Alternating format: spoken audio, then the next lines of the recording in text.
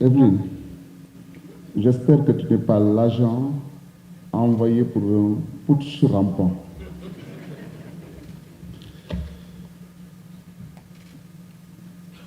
Excellence, Monsieur le Président de la République du Sénégal, Monsieur Macky Sall, Excellence, Monsieur le Président Fonseca,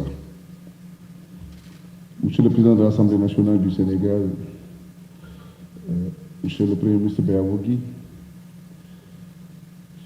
Chérif Sy, ancien président du Parlement du Faso, président intérimaire du Faso, Monsieur le ministre de la Communication du Sénégal, Mesdames, Messieurs les ambassadeurs, chers invités, chers membres de l'UPF, permettez-moi d'emblée de m'adresser à vous, Monsieur le Président de la République. C'est pour vous dire toute notre gratitude pour avoir accepté de rehausser de votre présence cette cérémonie d'ouverture de nos 50e assises. L'Union internationale de la presse francophone et les organisations internationales de médias qui ont accepté notre invitation voudraient, à ma personne, vous exprimer leur vive reconnaissance pour avoir rendu possible cet événement. En effet, Monsieur le Président de la République, ces assises que nous avons voulu inclusives accueillent de grandes organisations fêtières des médias. Je veux parler de la Fédération internationale des journalistes, Committee to Protect Journalists, Reporters sans frontières, le Forum des éditeurs africains, Human Rights Watch, article 19, le réseau Théophraste. Mais ces assises revêtent un cachet particulier pour notre pays. Abdoulaye Thiam l'a dit tantôt, c'est les 4e assises qu'abrite le Sénégal, après des assises de 62, après des assises de 84, des assises de 2014 et celles de 2024. C'est vous dire que l'UPF est chez elle au Sénégal, et j'ai vu la section sénégalaise être enthousiaste de clamer haut et fort qu'elle a battu le record d'organisation d'assises de l'UPF. Félicitations. Je tiens à remercier le président Fonseca qui a accepté d'effectuer le déplacement. Je dois vous dire qu'il a interrompu une mission internationale à Lisbonne pour venir à nos assises, faire la conférence inaugurale et retourner à cette occupation. Je tiens particulièrement à vous remercier pour ces efforts et ce sacrifice. Président Fonseca, encore une fois, l'UPF vous est reconnaissante.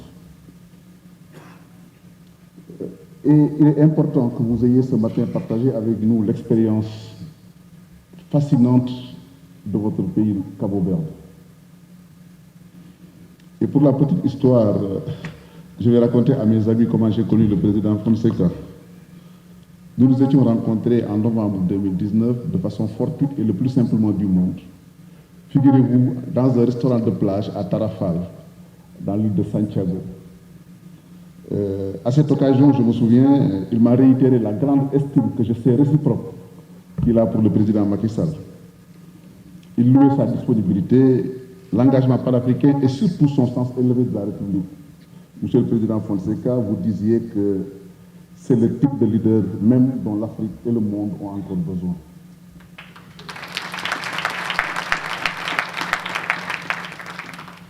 Mais j'ai pu constater, vous concernant personnellement, Monsieur le Président Fonseca, l'affection que vos compatriotes vous portez et que vous le témoignez avec discipline et respect. J'ai été témoin de ce que votre peuple, qui vous avait élu pour 2 mandats consécutifs, vous disait déjà sa frustration de vous voir quitter le pays au terme de 2021. Votre peuple en était frustré.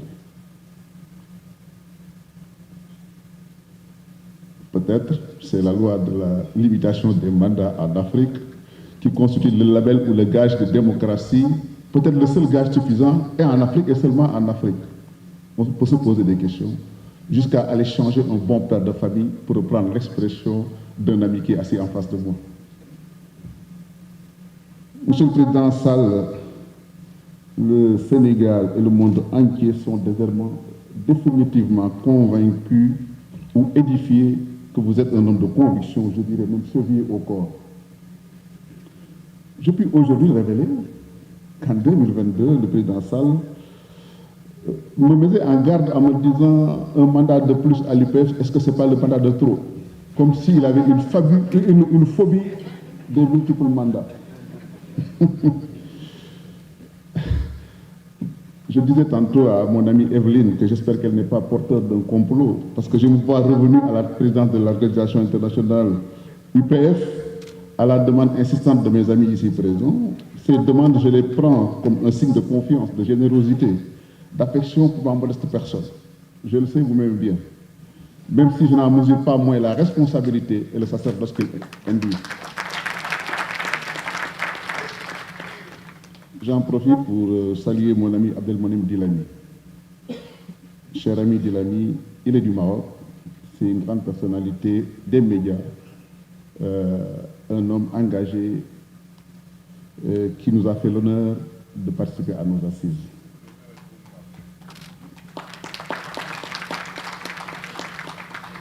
Monsieur le député Fuchs, je vous remercie aussi, délégué général de l'Assemblée parlementaire de la francophonie, d'avoir répondu à notre invitation. Je disais tantôt que c'était une fierté pour la section sénégalaise de l'UPF de recevoir ces assises. Et je salue le leadership de Ablaye Diam qui a travaillé dans un esprit de rassemblement et d'ouverture. Et je félicite son équipe qui, en un court temps, a pu réussir d'aussi belles assises. Tous les participants ont pu en témoigner et s'en sont félicités.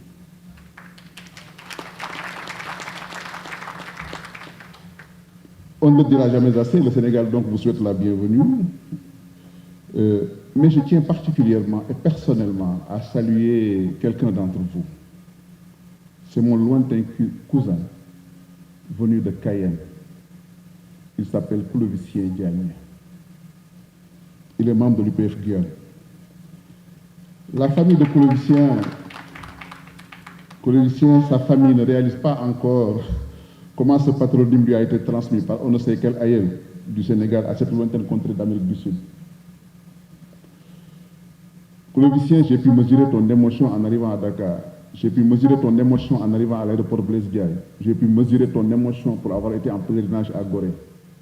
J'ai vu ton émotion pour avoir été dans une maison particulière à Gorée. Ton émotion, assure-toi, c'est la nôtre. Pour la petite histoire, le plus célèbre des Diagne, Blaise de son prénom, douanier de formation, a été affecté en Guyane en 1910. Qui est peut-être un début de piste pour me remonter à tes origines. Qui sait? Raoul Diagne, célèbre footballeur de l'équipe de France, un fils de Blaise, est né en Guyane en 1910. Quand on connaît aussi les talents de footballeur de Clovisien, et il m'a souligné que son grand-père Camille Diagne est né en 1911 à Guyane. Je m'en tiens à cette piste Clovisien et je te dis encore une fois la joie que tu m'as procurée en me retrouvant pour la première fois en 2016 à Madagascar parce que tu tenais à venir me saluer. Et je tenais aujourd'hui devant le peuple sénégalais de te remercier pour cela. Merci Clovisien. Chers amis de l'UPF, notre organisation n'a pas manqué d'être durement éprouvée ces dernières années. La vie associative, faite de rencontres et de communion, de moments de communion, nous a beaucoup manqué. C'est le moment de saluer la mémoire de nombre d'entre nous qui nous ont quittés, malheureusement avec la pandémie du Covid-19, et dont certains tenaient à revenir au Sénégal. Mes chers amis, ce n'est pas dans mes habitudes, vous le savez bien, mais aujourd'hui je vais vous demander la mansuétude de me permettre de beaucoup parler du Sénégal et naturellement du président Macky Sall.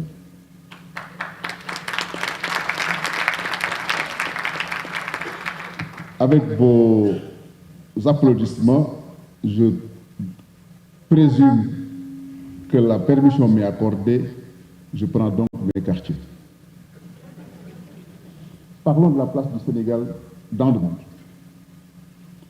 Le rayonnement du Sénégal, son rayonnement international, ne se mesure pas à l'aune de son poids économique ou de son poids démographique, encore moins de sa puissance de feu militaire.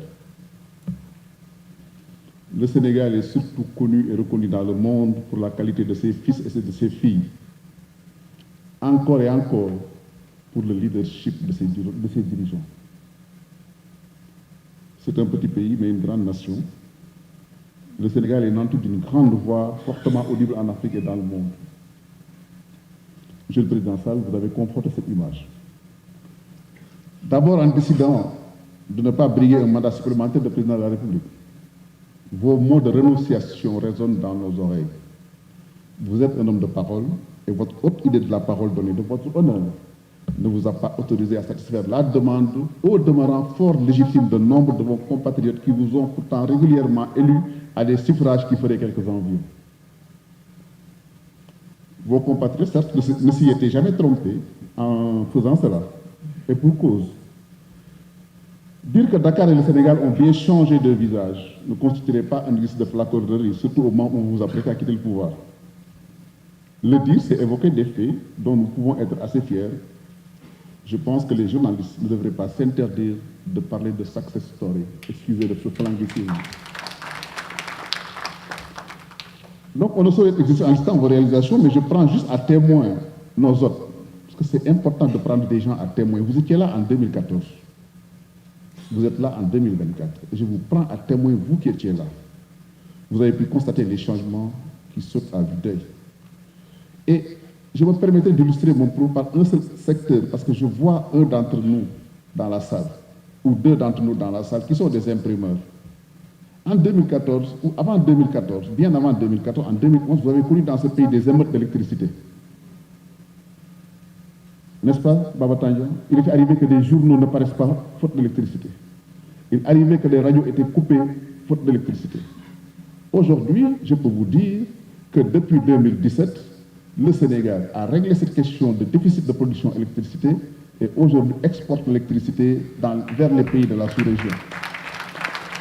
Et le Sénégal, encore une fois, a inauguré en Afrique de l'Ouest la génération des bus et des trains électriques. C'est un exemple parlant. Je ne vais pas continuer à évoquer des faits illustratifs sur ce chapitre. Mais je voulais, chers amis, parler aux journalistes. Nous avons une tradition entre vous et moi.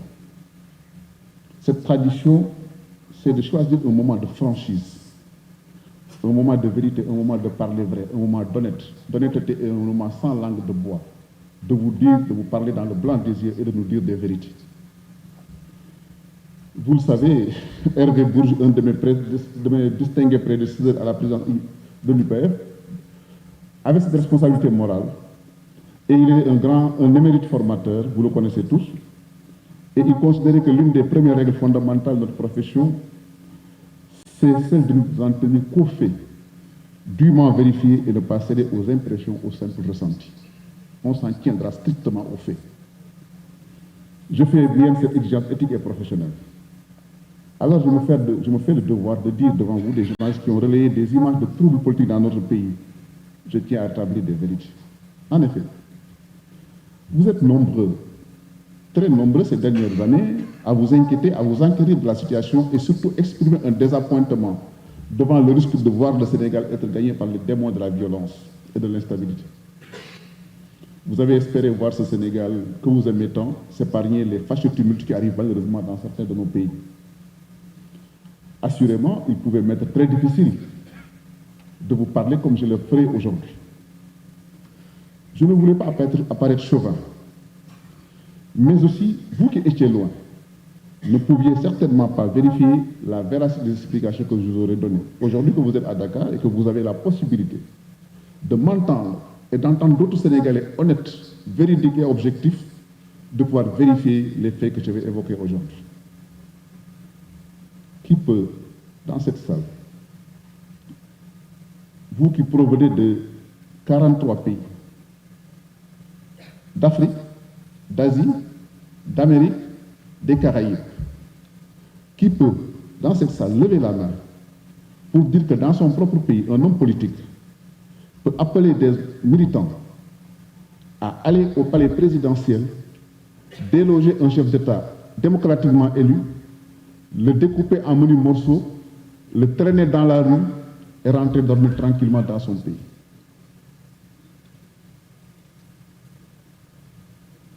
Qui peut aussi lever la main pour dire qu'un homme politique dans son pays peut appeler de manière répétée l'armée à faire des coups d'État et rentrer dormir tranquillement dans son pays.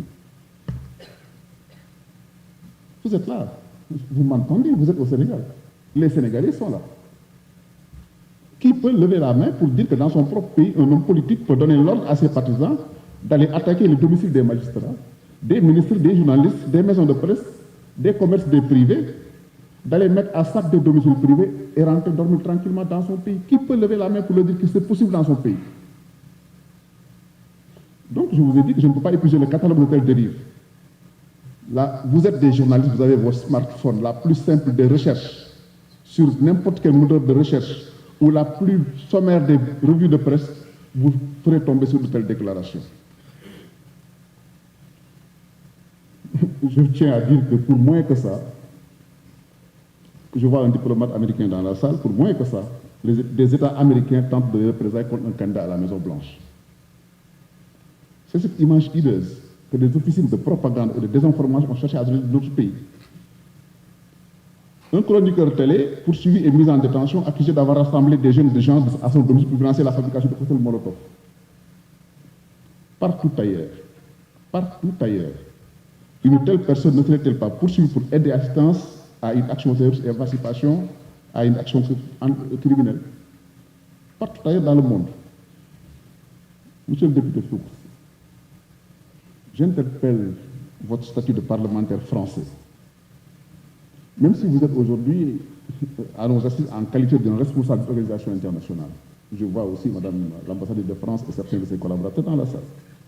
Je tiens à dire que la France serait en faute.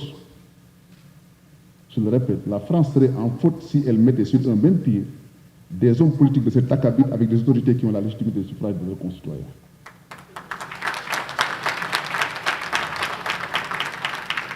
Vous comprendrez alors notre indignation quand certains hommes politiques français couvrent aussi sortis de personnages de la dignité de détenus politiques. Chez eux, ils les auraient appelés de dangereux et de vulgaires terroristes.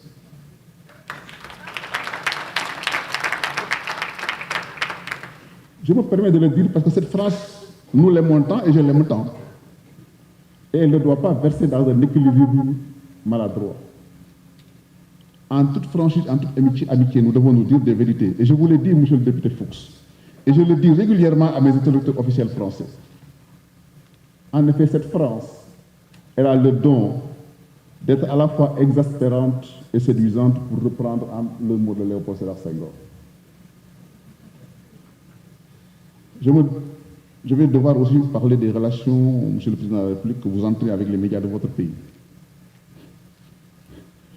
C'est enfoncer une porte ouverte que de dire que je suis d'autant plus à l'aise dans cet exercice que je le fais ici en ayant la possibilité de prendre à témoin mes confrères et consoeurs journalistes sénégalais qui sont là et qui sont très nombreux.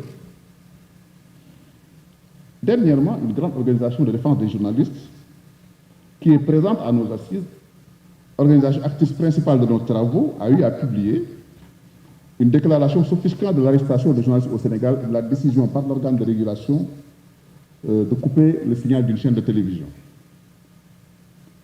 Les principaux responsables de cette organisation m'avaient fait l'amitié de m'interpeller sur mon silence en tant que président international de l'UPF, devant cette situation qu'ils percevaient comme une entrée au droit de la presse. Pour toute réponse, j'ai été factuel. Je leur ai envoyé les écrits, les vidéos et les dires qui avaient valu à ce journaliste d'être arrêté et à ce média d'être coupé. Le premier responsable de cette organisation a fini par me dire « mais ça, ce n'est pas du journalisme ». Oui, en effet, ce n'est pas du journalisme d'appeler devant les caméras à prendre d'assaut un édifice public, de fouetter l'ardeur des manifestants pour leur dire ouvertement qu'ils n'ont pas encore assez fait, sinon que le régime serait tombé. Ce n'est pas du journalisme, et on a vu dans ce pays, sur les plateaux de télévision, montrer les techniques de confection de cocktails Molotov en vue d'attaquer les forces de défense et de sécurité. On a vu des journalistes haranguer des manifestants en affirmant qu'ils sont plus courageux que ceux de tel ou tel autre quartier qui ne sont pas eux sortis manifester. Je vois des gens qui semblent étonnés, notamment mon grand ami Jean-Philippe Jutsi de la Suisse. Ce n'est pas envisageable chez lui. Mais je parle ici au Sénégal, devant mes compatriotes qui en sont témoins et qui ne me démentiront pas. Alors dites-moi, chers amis, venus du monde entier, si un journaliste qui le ferait dans vos pays ne serait pas immédiatement arrêté ou son média fermé. Au demeurant, vous n'aviez pas manqué, et justement c'est là où c'est important, de constater la circonspection ou la réserve des hommes et des femmes des médias sénégalais qui avaient su raison garder pour ne pas s'engager dans de telles campagnes. C'est à leur honneur et il faut les saluer. Vous comprendrez alors pourquoi je me suis interdit de manifester ouvertement une telle solidarité et c'est ma réponse à cela. Mais aussi quand j'allais au Togo, Evelyne Mengue Koué l'a dit, pour plaider le sort de nos amis Loïc Lawson et Anani Sossou emprisonnés, d'aucuns me suggéraient de balayer devant ma propre porte. Au passage, je regrette l'absence de Loïc Lawson qui n'a pas été autorisé à faire le déplacement du fait d'une restriction judiciaire de ses déplacements suite à cette triste histoire. Mais vous savez que ma conviction et ma posture et mon vécu de faire partie de l'infinie liste des victimes des prédations contre la liberté de presse et ma posture à l'international de l'UPF m'oblige effectivement à soutenir les médias. Cependant, il ne faudra retenir encore une fois qu'être détenteur d'une carte de presse ne permet pas de tout dire et de tout faire. On n'est pas moins journaliste ou bien on n'est pas moins justiciable quand on est journaliste. Cette posture, je le rappelle, nous l'avions adoptée en 2019 au Cameroun, quand il avait été question de chercher à embarquer l'UPF pour la défense d'un journaliste qui avait été poursuivi pour des faits relatifs à sa gestion d'une entreprise publique. L'UPF avait refusé de porter un tel combat, c'est une position de principe. Mais aussi c'est le moment des témoignages, Monsieur le Président de la République. Le grand public ne le sait pas, parce que le narratif officiel ne l'a pas raconté ou l'a occulté. Il avait été porté à votre connaissance la supplique de Déborah, qui est la compagne de notre confrère Olivier Dubois, qui était pris en otage au Mali par des groupes rebelles.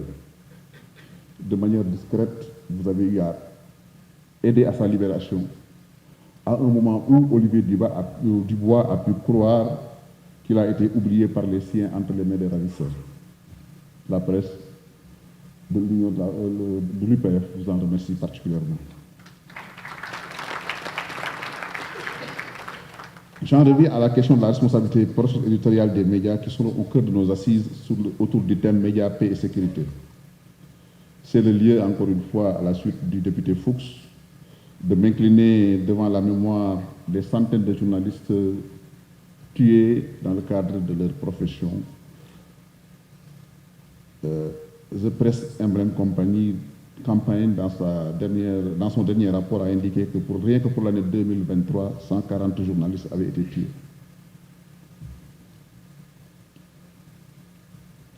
Mais c'est un dernier point sur lequel je vais parler, parce que ça concerne nos assises.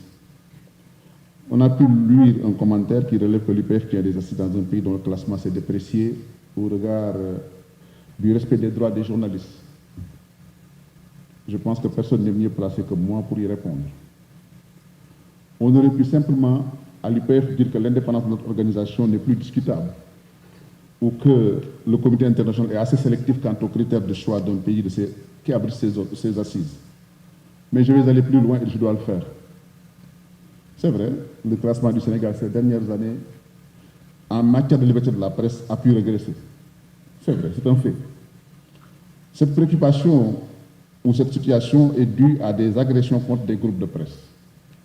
Des journalistes qui ont vu leur domicile, leur lieu de travail et leur véhicule vandalisés. Ils ont été menacés et intimidés. Mais il n'est pas difficile d'identifier ces vilains qui ont fait cela. Ils ont annoncé leurs crimes, les ont signés et s'en sont félicités. Ce sont des opposants politiques qui ont lancé des mots d'ordre à leurs partisans. Je suis au Sénégal, vous êtes témoins. pour s'en prendre aux médias. Et ce sont encore ces hommes politiques qui se sont permis d'attaquer des radios et des télévisions qui diffusaient en direct des résultats d'élections au Sénégal comme on a l'habitude de le faire, parce que ces résultats n'allaient pas dans le sens qu'ils escomptaient. C'est ça les faits.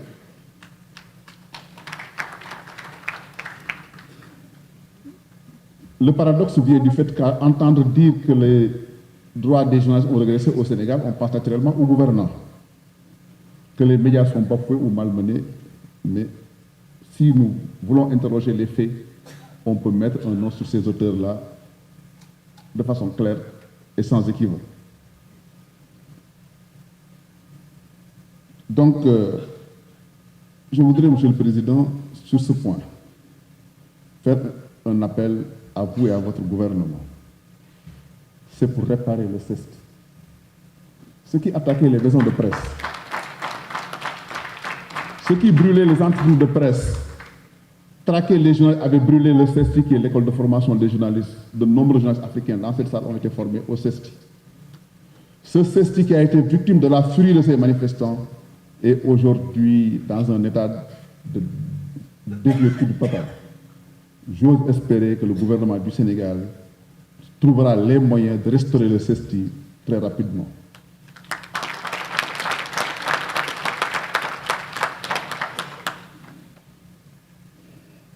Bon, vous savez, c'est le dernier point que je vais dire.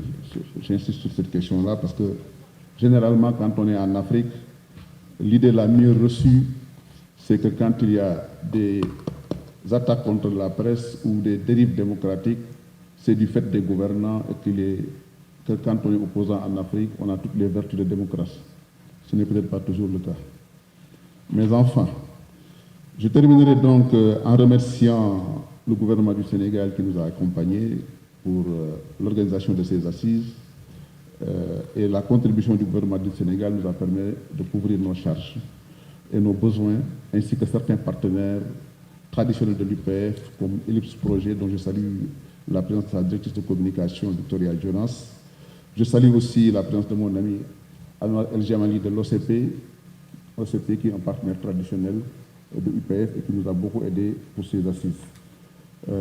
C'est cela que je voulais dire, Monsieur le Président de la République, avec votre permission, et vous remercier encore une fois d'avoir rehaussé de votre présence nos assises et d'en présider la cérémonie d'ouverture. Je vous remercie, Mesdames et Messieurs.